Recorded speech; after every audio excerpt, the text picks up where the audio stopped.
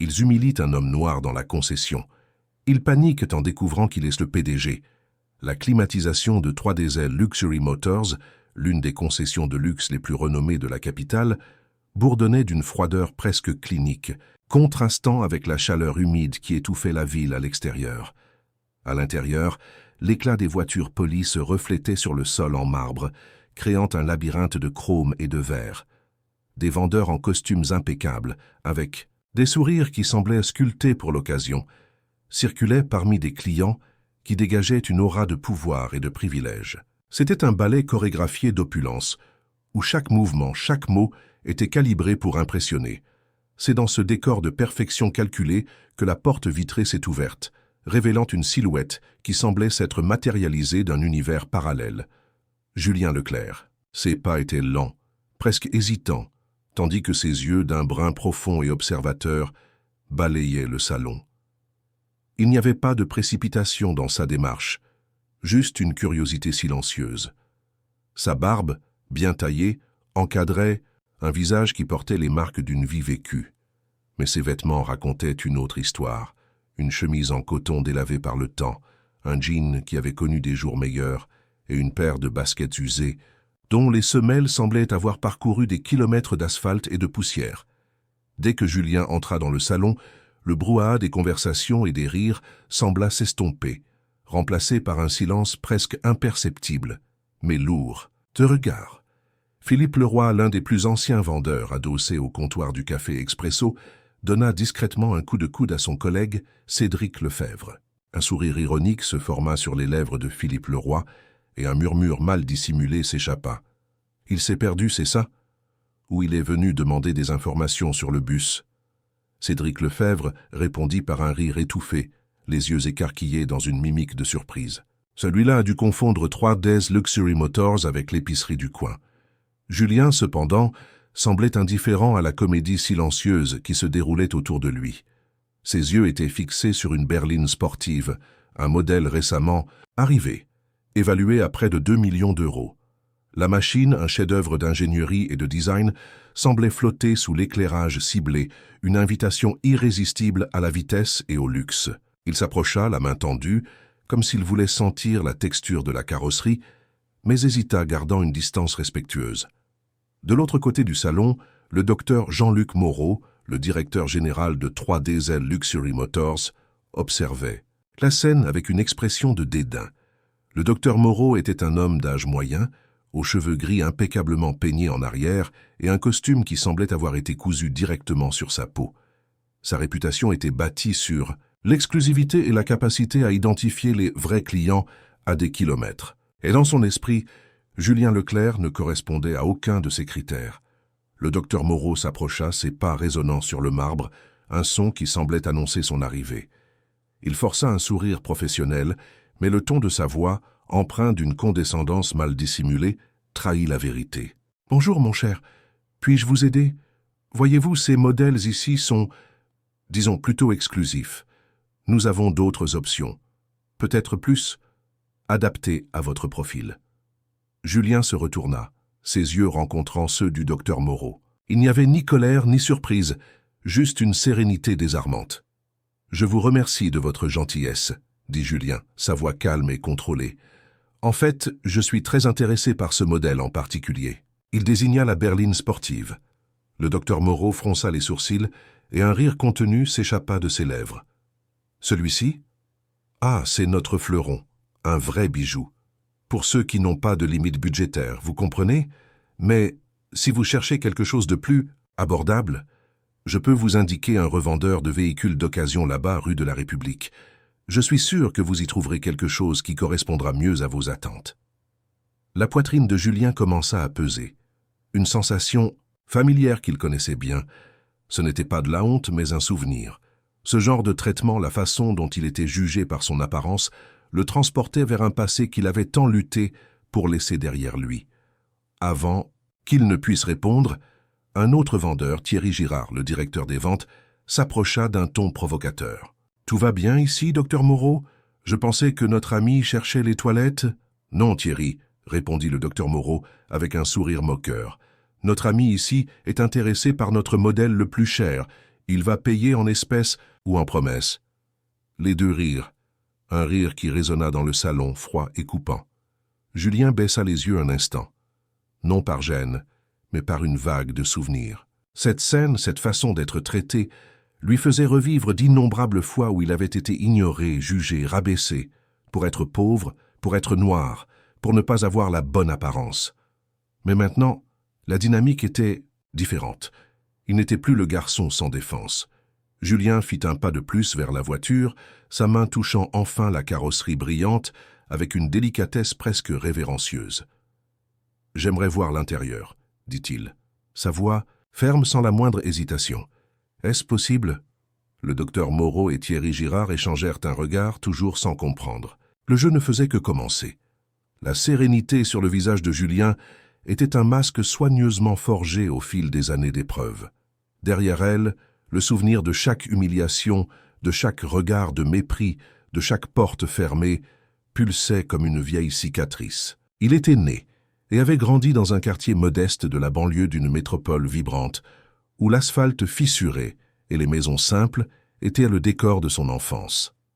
L'aîné de 3 frères, Julien s'était vu contraint de mûrir, prématurément après la perte de son père, un accident qui laissa sa mère, Madame Monique, une femme de caractère et de foi inébranlable, comme le seul pilier de la famille. Elle, qui passait ses journées à nettoyer les maisons de famille, aisée, inculqua à Julien une vérité qu'il n'oublierait jamais. « Mon fils, le monde peut essayer de te rabaisser, mais n'oublie jamais qui tu es. Ta dignité n'est pas dans ce que tu as, mais dans ce que tu es. » Ces mots étaient son bouclier et sa boussole. Tandis que d'autres enfants se perdaient dans des jeux insouciants, Julien partageait son temps entre l'école publique du soir et une série de petits boulots. Il lavait des voitures, portait des sacs au supermarché local et plus tard devint gardien de voiture devant un garage mécanique du centre-ville. Là, entre l'odeur de graisse et d'essence, il observait. Il observait les voitures de luxe qui arrivaient pour des réparations, les propriétaires qui parlaient d'affaires et de fortune, et surtout, il observait la façon dont le traitement changeait radicalement selon la tenue et l'accent de ceux qui entraient. C'est là, dans la poussière et le bruit, qu'un rêve improbable commença à germer. Il aurait sa propre entreprise, et elle serait différente. À chaque livre emprunté, à la bibliothèque communautaire, à chaque cours du soir, à chaque heure supplémentaire au garage, Julien construisait son avenir. Il obtint une bourse d'études en administration dans une université privée, devenant un élève exemplaire. Les journées étaient consacrées au travail, les nuits aux études, et le sommeil était un luxe rare.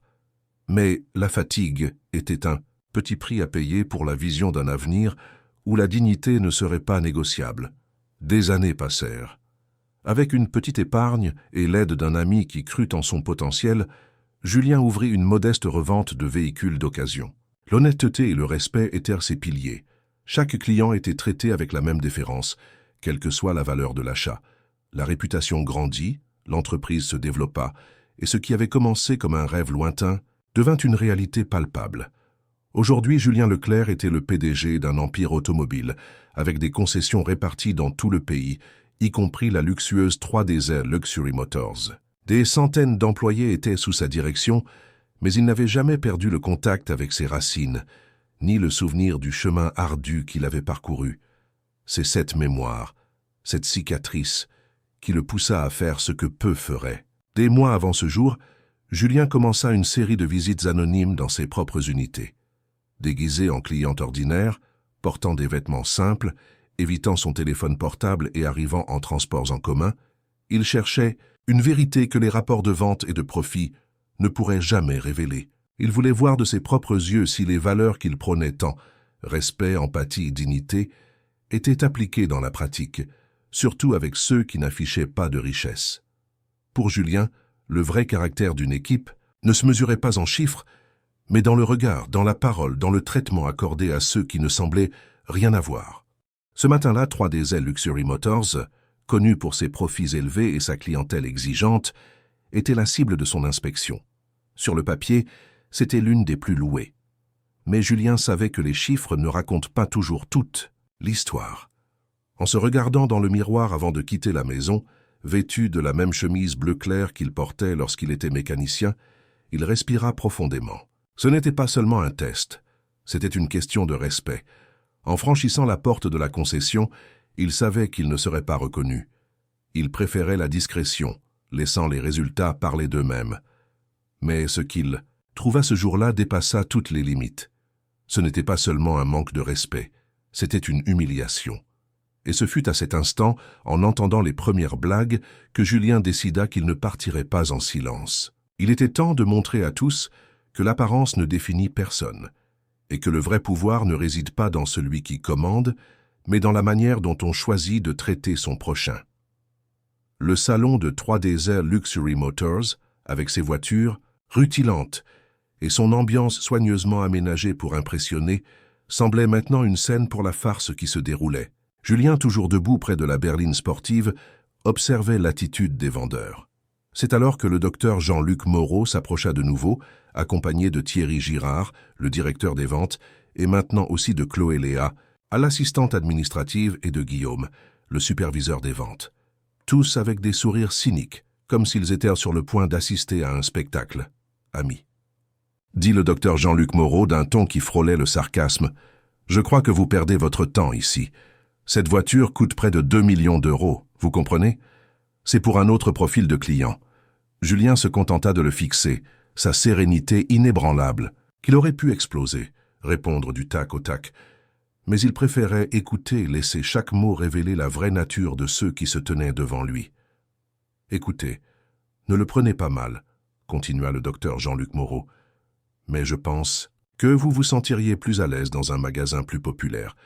Il y en a un près d'ici qui vend de bonnes petites voitures d'occasion. Ça devrait rentrer pile dans votre budget. » Julien respira profondément. Il était habitué à ce genre de jugement.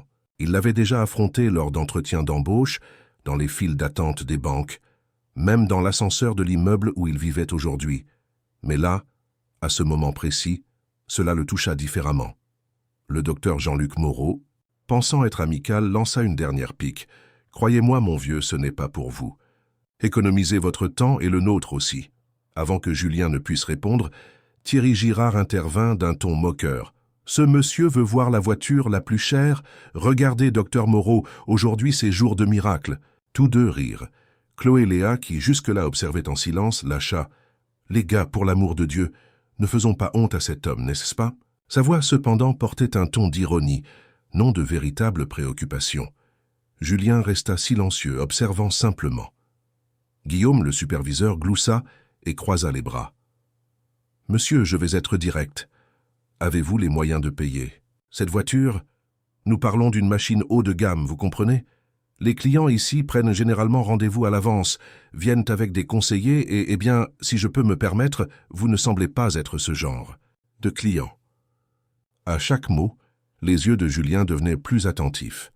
Il ne voulait pas seulement voir des attitudes préjudiciables, il voulait comprendre jusqu'où il serait capable d'aller.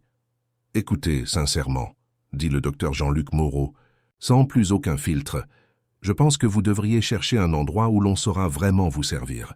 Nous perdons du temps et finissons par ne pas servir ceux qui ont vraiment le profil. » Thierry Girard compléta, « Il est sûrement venu juste pour prendre une photo. Il va poster qu'il a failli acheter une super voiture. » Plus de rire, Julien s'éloigna alors de la voiture et regarda directement Guillaume, le superviseur. « Alors, c'est le genre de service que vous offrez ?» Guillaume leva le menton dans un mélange de défi et de supériorité. « Nous traitons bien ceux qui viennent acheter, pas ceux qui viennent juste rêver. » Un instant, le salon resta silencieux, un silence lourd, inconfortable. Tous s'attendaient à ce que Julien se recroqueville, quitte les lieux embarrassés, peut-être même offensés. Mais ce qui suivit, personne ne s'y attendait. Il regarda autour de lui, fixa son regard sur chaque visage, enregistra chaque mot, et alors, avec tout le calme du monde, dit « J'aimerais parler au directeur du magasin. » Maintenant, tandis que les autres employés s'éloignaient, riant ou secouant la tête en signe de désapprobation, un jeune vendeur qui observait tout à distance prit son courage à deux mains et s'approcha. Son nom était Hugo. Il avait un peu plus de 20 ans, encore nouveau dans l'entreprise, et venait d'une famille modeste, tout comme Julien. Il savait très bien ce que c'était d'être jugé sur son apparence. Il n'était dans le magasin que depuis 3 mois, et essayait encore de trouver sa place dans cet environnement compétitif et souvent cruel. Il arriva avec un sourire sincère et une attitude respectueuse. « Bonjour, monsieur. Excusez le retard dans le service. Puis-je vous offrir un verre d'eau?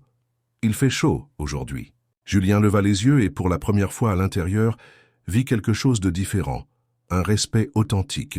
« Oui, j'accepte, merci. » Hugo apporta l'eau, la tendit avec soin et, sans mentionner ce qui s'était passé, commença à converser normalement, comme il le ferait avec n'importe quel autre client. « Vous regardiez le modèle importé là-bas, n'est-ce pas? Je peux vous montrer les détails intérieurs, si vous voulez. C'est l'une de nos meilleures voitures. Moteur V8, système de traction intelligent, finition de première classe. » Julien se contenta d'acquiescer, sans rien révéler, laissant le jeune homme mener l'explication, testant jusqu'où irait son éducation et son professionnalisme. Hugo ouvrit la porte de la voiture avec le plus grand soin, prit le temps d'expliquer chaque détail avec clarté et patience. Quand il vit que Julien montrait des connaissances techniques, il s'enthousiasma encore plus. « Vous semblez bien vous y connaître en voiture. Avez-vous déjà travaillé dans ce domaine ?» Julien sourit légèrement. « Un peu. J'ai fréquenté des garages, j'ai beaucoup appris sur le terrain. »« C'est génial !» s'exclama Hugo. « Je dis toujours que les meilleurs clients sont ceux qui savent ce qu'ils cherchent. Ça rend mon travail plus gratifiant. » La conversation se poursuivit quelques minutes et la sincérité d'Hugo ne faiblit pas. Il n'y avait ni fausseté ni jugement. C'était juste un jeune homme faisant son travail avec dignité.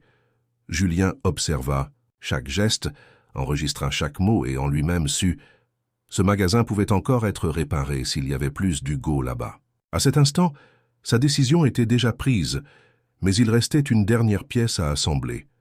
Il était temps de passer à l'étape suivante. Après la conversation avec Hugo, Julien se dirigea calmement vers la réception du magasin. L'ambiance portait encore cet air de supériorité, comme si tout le monde était certain qu'il allait bientôt partir vaincu, la queue entre les jambes. Mais Julien ne partit pas. Il s'arrêta devant la secrétaire, une jeune femme à l'air ennuyé, et avec le même calme de celui qui a déjà beaucoup vécu, dit d'une voix ferme « J'aimerais parler au directeur du magasin maintenant, s'il vous plaît. » La jeune femme hésita. Il n'était pas courant que quelqu'un de son apparence, qui avait été la cible de tant de blagues et de regards de mépris, demande à parler à la direction. Ses yeux parcoururent Julien de haut en bas, un mélange de curiosité et de méfiance. « Avez-vous un rendez-vous » demanda-t-elle, d'un ton qui suggérait que la réponse serait « non ». « Non », répondit Julien avec un léger sourire. « Mais c'est urgent. Dites-lui que c'est au sujet de la conduite des employés. » La secrétaire, visiblement mal à l'aise, passa un appel rapide. Quelques minutes plus tard, le docteur Jean-Luc Moreau, le directeur général, apparut. Son costume sombre était impeccable, sa posture était ferme, mais il y avait une expression de fatigue sur son visage. Il était habitué à traiter avec des hommes d'affaires, des politiciens et des artistes, pas avec des hommes en vêtements usés demandant de l'attention. « Bonjour, comment puis-je vous aider ?» demanda le docteur Jean-Luc Moreau avec un léger ton d'impatience, anticipant déjà une autre plainte triviale ou une demande déraisonnable. Julien tendit calmement la main, offrant une carte de visite. Le docteur Jean-Luc Moreau la prit, ses yeux parcourant les lettres imprimées. Et puis il se figea. Le monde autour de lui sembla s'arrêter quelques secondes. Sur la carte, en lettres élégantes, était écrit « Julien Leclerc, PDG, Groupe Leclerc, Automobile ». Le directeur déglutit, le visage pâle. Il tenta de reprendre son calme, mais ses mains tremblaient légèrement. « Vous êtes Julien Leclerc ?»« Oui, » répondit Julien avec un regard pénétrant. « Et ce magasin fait partie de mon réseau. Pouvons-nous parler en privé ?» Le docteur Jean-Luc Moreau hocha la tête, complètement déconcerté, et le conduisit précipitamment au bureau réservé, un bureau luxueux et silencieux, avec vue sur la ville. À l'intérieur, Julien fut direct, sans détour. « Je veux que tous les vendeurs qui étaient dans le salon viennent ici maintenant, ceux qui m'ont servi. » Le docteur Jean-Luc Moreau tenta encore de dissimuler la tension. « Un problème spécifique, monsieur Leclerc. Je peux résoudre n'importe quelle question. » « Faites simplement ce que je vous ai demandé, docteur Moreau, » interrompit Julien, sa voix prenant une autorité incontestable. « Et appelez aussi le superviseur des ventes. Thierry Girard, et l'assistante administrative, Chloé Léa. Quelques minutes plus tard, les employés commencèrent à entrer dans la pièce un par un. Philippe Leroy, Cédric Lefebvre, Thierry Girard, Chloé Léa, Guillaume, tous avec des regards confus, riant encore entre eux, pensant que c'était peut-être un autre client insatisfait essayant de faire un scandale, ou une réunion de routine, jusqu'à ce qu'ils voient Julien assis à la table, silencieux, serein, avec le docteur Jean-Luc Moreau debout à ses côtés, visiblement bouleversé. Et ce fut dans ce silence qu'ils réalisèrent quelque chose n'allait vraiment pas. La pièce était pleine, la climatisation refroidissait l'ambiance, mais le climat était de pur malaise.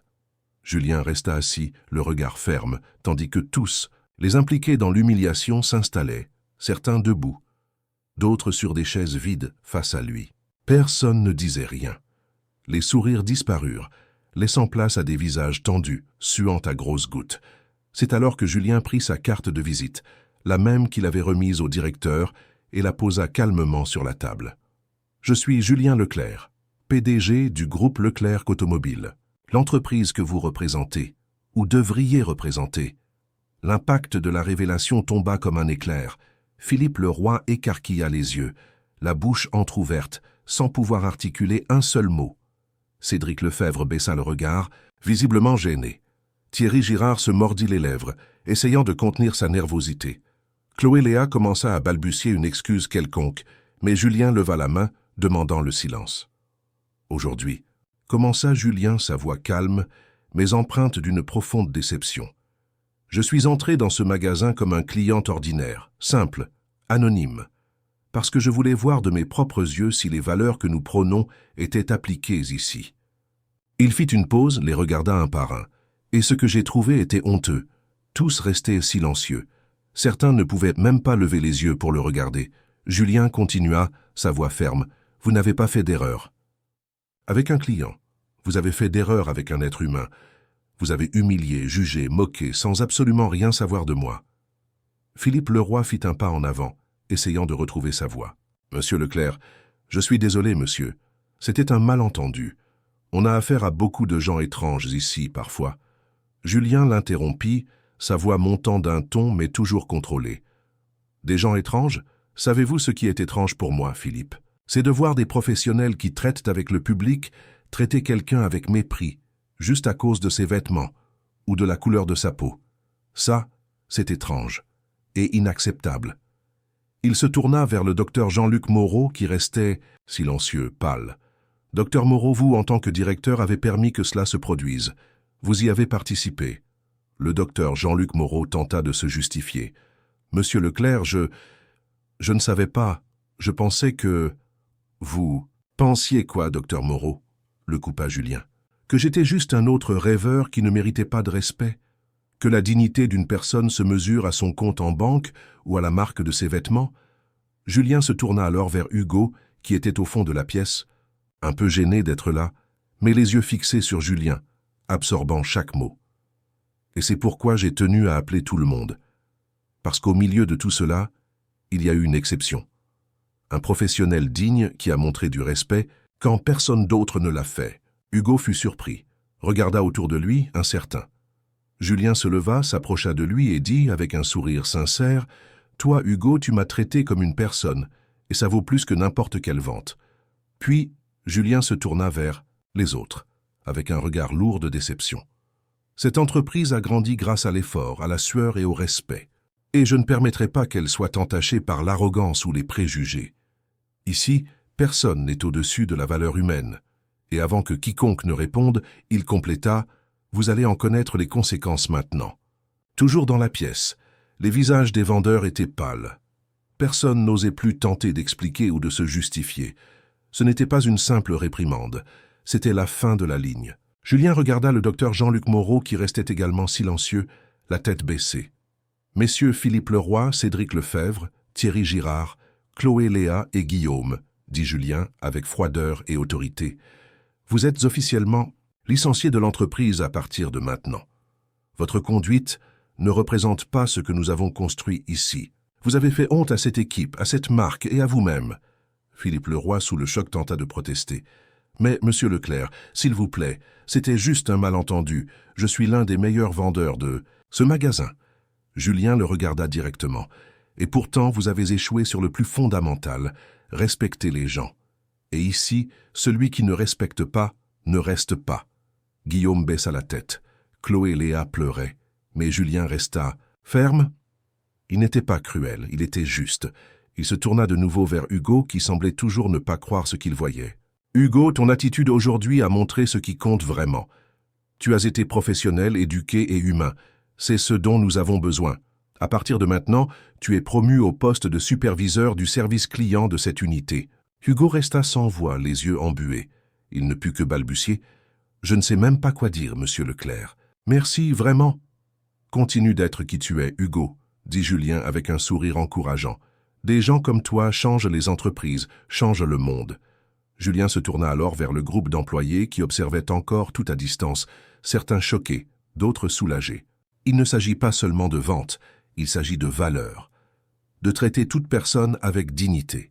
Peu importe si quelqu'un entre ici en tongs ou avec une Rolex, tout le monde mérite d'être traité avec le même respect.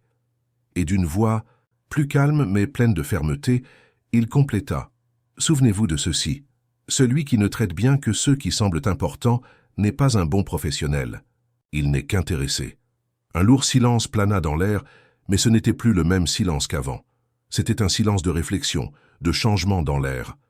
Julien Leclerc quitta l'unité sans se retourner, marchant d'un pas ferme, mais le cœur léger. Il n'y avait aucun plaisir à licencier qui que ce soit. Il y avait seulement la certitude que justice avait été rendue et qu'une graine avait été plantée. À partir de ce jour, il poursuivit son plan. Il continua à visiter d'autres magasins du réseau, toujours déguisés, toujours attentif. Il ne cherchait pas la flatterie. Il cherchait un respect véritable, accordé à toute personne, indépendamment de son apparence, de sa classe sociale ou de sa couleur. Lors des réunions avec ses directeurs, Julien insista sur le fait qu'il ne servait à rien de vendre des voitures de luxe si l'entreprise ne traitait pas les êtres humains avec dignité. Il mit en place des formations obligatoires sur l'empathie, la lutte contre les préjugés et la valorisation des différences. Il créa des espaces où les employés eux-mêmes pouvaient partager leurs histoires et leurs apprentissages, favorisant une culture d'écoute active et de compréhension mutuelle. Il encouragea la promotion de talents comme Hugo, des personnes qui portaient non seulement des compétences techniques, mais de vraies valeurs. L'histoire de l'homme aux baskets usées et l'ascension d'Hugo devinrent des légendes internes, racontées et re-racontées comme un rappel constant de ce que l'entreprise représentait. Mais surtout, Julien continuait d'apparaître, parfois comme client, parfois comme auditeur, parfois juste comme un homme ordinaire, parce qu'il savait que le respect doit être constant, même quand personne ne regarde. La culture d'une entreprise, tout comme la dignité d'un individu, se construit et se maintient quotidiennement, dans chaque interaction, dans chaque regard. Et chaque fois qu'il mettait les pieds dans l'un de ces magasins, Julien se souvenait des paroles de sa mère, Madame Monique, résonnant encore dans sa mémoire. « Mon fils, le monde peut essayer de te rabaisser, mais n'oublie jamais qui tu es. Ta dignité n'est pas dans ce que tu as, mais dans ce que tu es. » Julien n'a pas oublié, et il a fait en sorte que le monde s'en souvienne. 3Days Luxury Motors, sous la nouvelle direction d'Hugo et avec la supervision attentive de Julien, se transforma. Non seulement en termes de vente, qui continuèrent de prospérer, mais dans son essence. Elle devint un lieu où l'excellence du service était synonyme de respect inconditionnel, où chaque client, du plus aisé au plus humble, était reçu avec la même courtoisie et attention. La réputation de l'entreprise, auparavant basée uniquement sur le luxe, était désormais aussi synonyme d'humanité. Et vous, avez-vous déjà pris le temps de réfléchir à la façon dont vous traitez les gens autour de vous? Reconnaîtriez-vous un être humain, même s'il ne semblait rien avoir à vous offrir? L'histoire de Julien Leclerc est un miroir, une invitation à la réflexion sur les valeurs qui comptent vraiment dans un monde qui se perd souvent dans la superficialité. Si cette histoire vous a touché, ne restez pas simple spectateur. Partagez cette vidéo, laissez votre commentaire et identifiez ici quelqu'un qui a besoin de croire davantage en lui-même. Rappelez-vous, chaque histoire de dépassement inspire des centaines d'autres. Et ensemble, nous pouvons construire un pays plus juste et plus égalitaire. Abonnez-vous à la chaîne pour ne pas manquer d'autres histoires émouvantes qui inspire et montre que rien n'est impossible pour ceux qui ne baissent pas les bras. Et rappelez-vous, votre place est une place de victoire. Ne laissez jamais personne vous dire le contraire.